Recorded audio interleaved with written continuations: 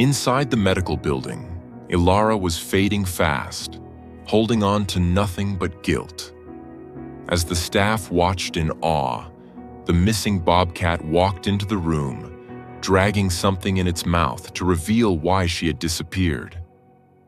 She walked straight to the bedside of the dying woman as if guided by something deeper than instinct. Then, with astonishing tenderness, she placed the newborn on the blanket, followed by another and another. Then, curling gently against Ilara's legs, she began to purr. In that quiet room, just the soft hiss of oxygen and the faint beep of monitors as Ilara fought for every breath. Something eternal passed between species. It wasn't just goodbye.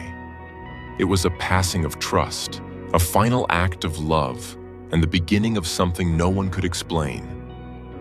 And what the Bobcat did next left even the most seasoned caretakers in tears. Before we start, hit the like button and make sure to subscribe if you haven't, and hit that notification bell so that you won't miss any new stories. The early morning sun over the Blue Ridge Mountains of North Carolina was always sharp and unforgiving in its clarity. It cut through the mist clinging to the valleys, illuminating every blade of dew-soaked grass and every weathered groove on the wooden posts of the Silver Creek Wildlife Sanctuary. For 30 years, Ilara Vance had welcomed this light.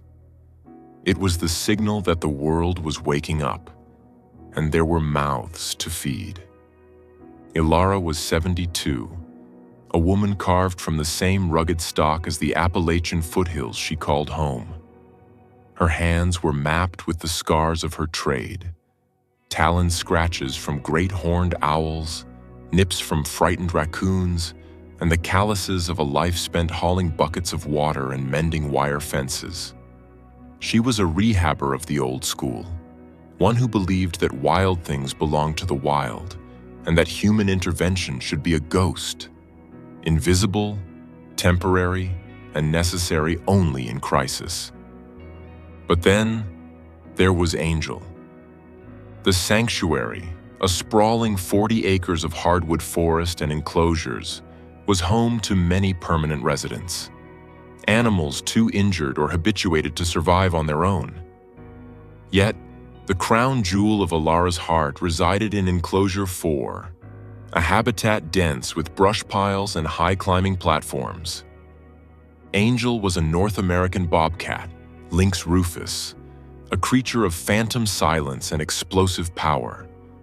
To the uninitiated, she looked like an oversized house cat with a bad attitude. But Ilara knew the biology and the soul of the animal intimately. She knew the crushing power of the jaw, the razor-sharp retractability of the claws, and the specific guttural chortle distinct from any domestic feline. Their story had begun 8 years ago. A logging truck driver had found a kitten, barely a pound, crying on the side of a gravel road with a shattered hind leg. The mother was nowhere to be found. When Ilara first took the kitten in, the vet, Dr. Marcus Thorne, had shaken his head. The leg required complex surgery, and even then, the animal would never hunt with the speed required for the wild. She would be a permanent resident. Ilara had named her Angel, not because the cat was sweet, she was a spitting, scratching fury of tawny fur, but because saving her felt like a divine mandate. Ilara bottle-fed her, spent nights sleeping on a cot outside the quarantine cage to monitor her breathing, and slowly, painstakingly, earned a trust that bobcats rarely gave. On this particular Tuesday, the sunlight was bright, casting long, crisp shadows across the gravel paths. But Ilara's step, usually brisk and purposeful, dragged. The 5-gallon bucket of raw meat in her hand felt like it contained lead, not chicken and venison. "Here, let me take that, Ilara," said Sarah, the sanctuary's head volunteer. Sarah was 30, capable and strong, with a ponytail that bobbed as she walked.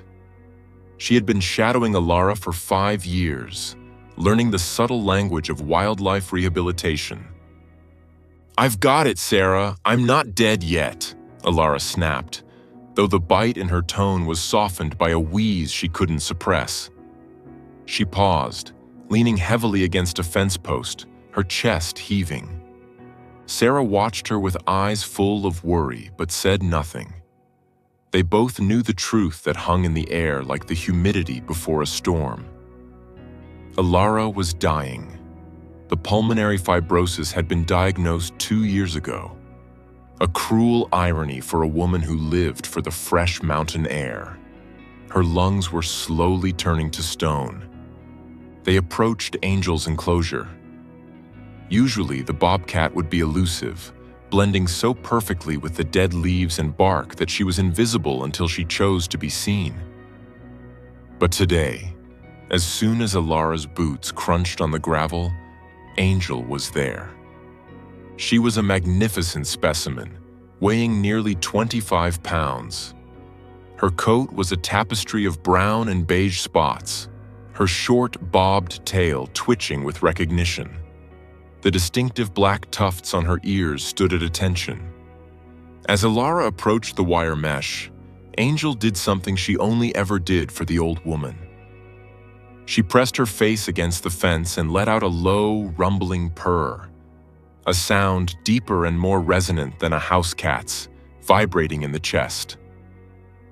"Morning, beautiful," Alara whispered, slipping a piece of chicken through the specialized feeding chute. "You look good today. Bright eyes." Angel didn't eat immediately. Instead, she paced the fence line, her golden eyes locked onto Alara's face. The animal chuffed, a soft expulsion of air, and reached a paw through the mesh, tapping the air toward Alara. "She knows," Sarah said softly from behind. "Don't be silly. She's a cat, not a fortune teller," Alara dismissed, though she felt the weight of the animal's gaze. Animals, especially wild ones, were attuned to weakness.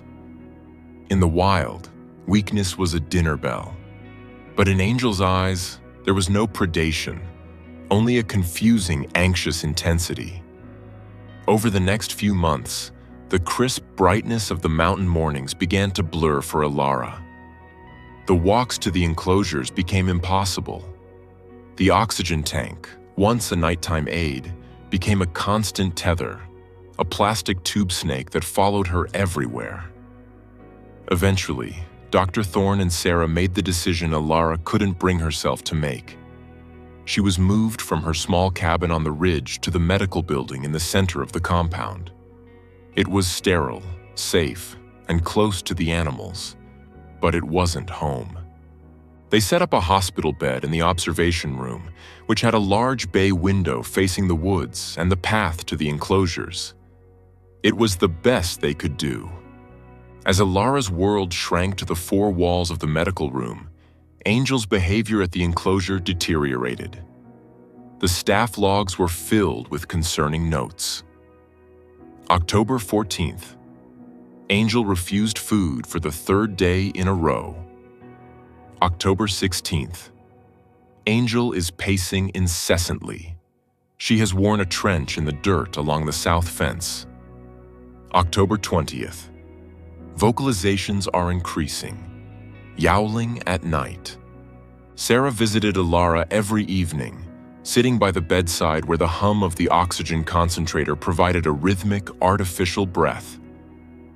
"She's depressed, Alara," Sarah said, holding the old woman's paper-thin hand. "She growls at me. She hissed at Dr. Thorne. She spends hours just staring at your old cabin." Alara stared out the window, her eyes watery. "She thinks I abandoned her. That's the trouble with taming the wild ones, Sarah. You break the contract of nature. You make them depend on a heart that will eventually stop beating." "Can we bring her to the window?" Sarah asked.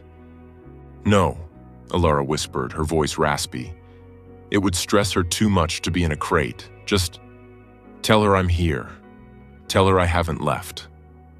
2 weeks later, a storm battered the Carolinas.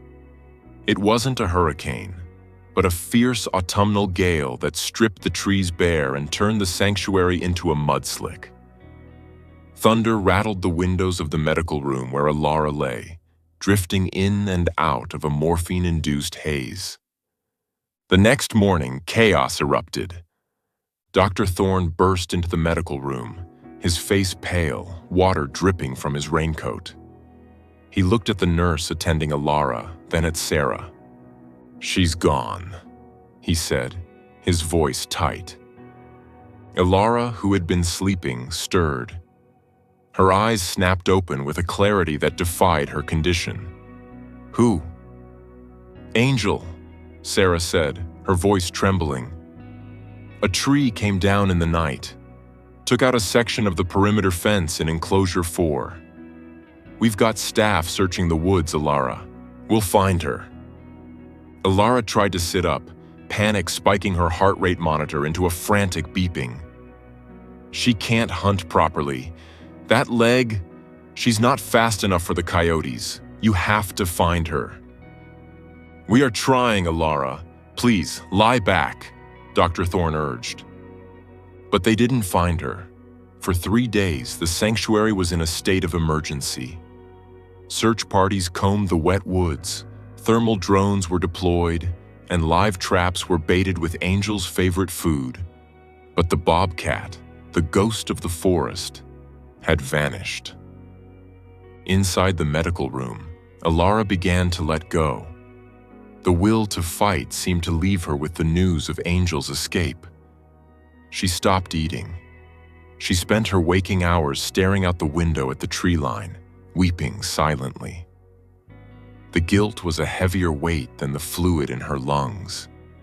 She felt she had failed the creature she had promised to protect. By the 4th evening, the doctors told Sarah that it was a matter of hours. The family had been called, but Alara had no family left, only the staff and the animals. The sun began to set, casting a warm, amber glow over the sanctuary. It was that golden hour photographers loved, where the harshness of the world is softened into painting-like hues of orange and deep violet. The room was quiet, save for the mechanical breathing of the machine and the distant call of a mourning dove. Sarah sat by the bed, reading a book Alara loved, though she knew Alara wasn't listening. Suddenly, the radio on Sarah's belt crackled. "Base, this is Unit 2. You need to see this. We're at the medical building exterior." Sarah grabbed the radio. "Did you find her?" "She found us," the voice came back, stunned. "She's at the back door. She's waiting." Sarah looked at Alara. The old woman's eyes were closed, her chest rising in shallow, hitching stutters.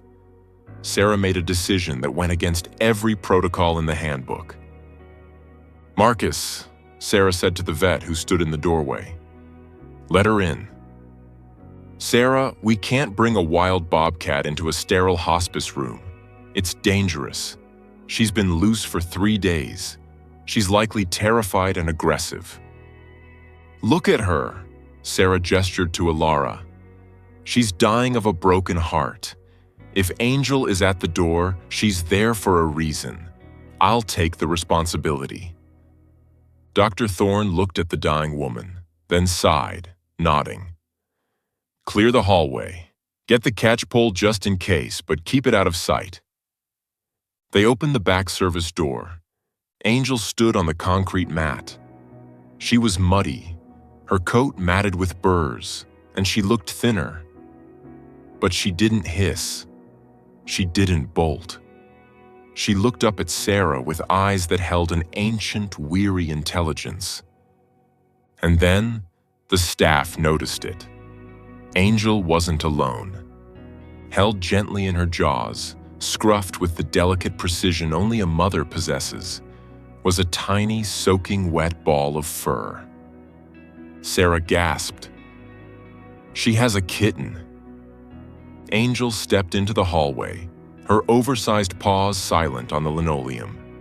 She ignored the humans pressed against the walls, ignored the alien smells of bleach and medicine. She had a singular vector. She walked straight into room 104. Inside the room, the air changed. The scent of wet fur and pine needles cut through the antiseptic. Ilara's eyes fluttered open, sensing the presence. "Angel?" she breathed, the word barely a vibration. The Bobcat approached the bed. The bed was low, designed for accessibility. Angel reared up on her hind legs, resting her front paws on the mattress. She opened her mouth and gently deposited the kitten onto the white thermal blanket.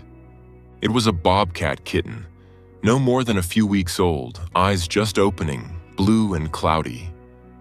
It let out a high-pitched, raspy squeak.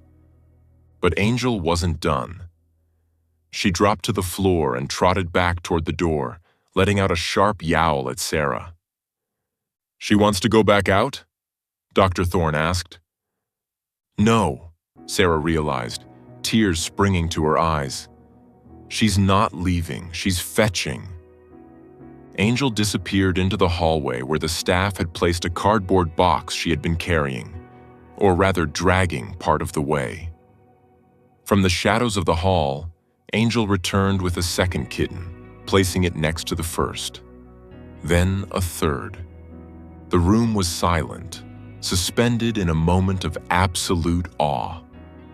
The staff watched through the open door, hands over their mouths, tears streaming down faces hardened by the rugged outdoor life. The truth hit them all at once. A wave of realization that was both beautiful and heartbreaking. The escape hadn't been an escape. The distance Angel had kept over the last few months, the behavioral issues, the weight gain they had attributed to lack of exercise. She had been pregnant. A wild male must have managed to breed with her through the fence months ago, or perhaps during a previous storm repair gap that went unnoticed. Angel had vanished into the woods not to run away, but to move her den. She had hidden her babies from the storm. But now, sensing the end of the matriarch who had raised her, she had made a choice that defied all biological imperatives of her species. A mother bobcat is fiercely protective, hiding her young from all predators. But Angel didn't view Ilara as a predator. She viewed her as the alpha, the grandmother, the source of safety. With the 3 kittens mewling on the blanket, Angel hopped up onto the bed. She was careful, avoiding the tubes and wires. She lay down beside Ilara's legs, her heavy head resting on the woman's shin. She began to groom the kittens, her rough tongue rasping rhythmically, while purring that deep, engine-like rumble. Sarah stepped forward, her voice choking. "Ilara, look." Ilara turned her head. The movement cost her everything she had left, but she smiled. It was a smile of radiant, transcendent joy that erased the lines of pain from her face. "You brought them," Ilara whispered. "You brought the future." She moved her hand, trembling, drifting toward the kittens. Angel stopped washing them and nudged the smallest one toward Ilara's hand. The tiny creature, blind to the tragedy of the moment, rooted against Ilara's cold palm, seeking warmth.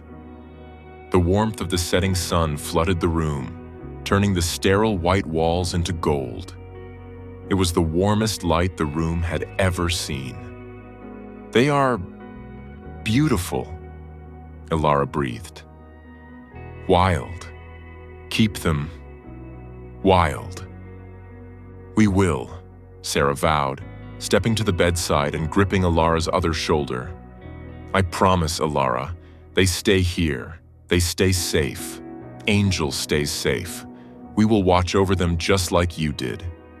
Ilara looked at Sarah, then at Angel. The bobcat blinked slowly. A cat kiss of trust. "Good girl," Alara murmured. "My good girl." The heart monitor's rhythm began to slow.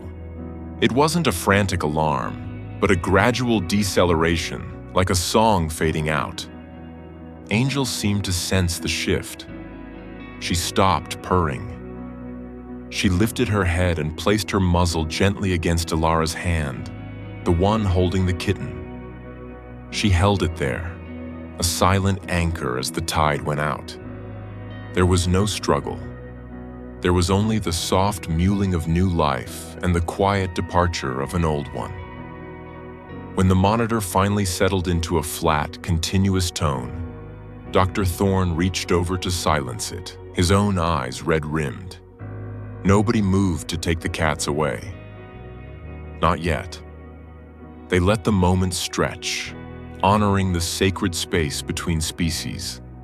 The legacy of Silver Creek wasn't just in the fences or the funding or the land.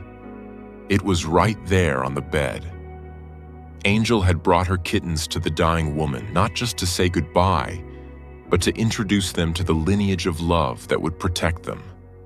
She had entrusted her most vulnerable treasures to the human who had saved her. In the silence of the room, Sarah reached out and stroked Angel's head. The bobcat leaned into the touch, accepting the new guardian. "We've got them, Alara," Sarah whispered into the golden light. "We've got them all." 3 years later, the sun rose over the Blue Ridge Mountains, sharp and clear. Sarah stood on the porch of the main cabin, now the Alara Vance Education Center. She held a steaming mug of coffee, watching the mist burn off the valley floor. "Mom, look!" called a young boy, part of the morning tour group. Sarah looked toward enclosure 4, which had been doubled in size. High up on a platform made of sturdy oak logs, a large female bobcat lay basking in the sun. She was older now, her face graying around the muzzle, but she was powerful and content. Below her, wrestling in the tall grass, were 2 younger bobcats, full-grown now but still playful.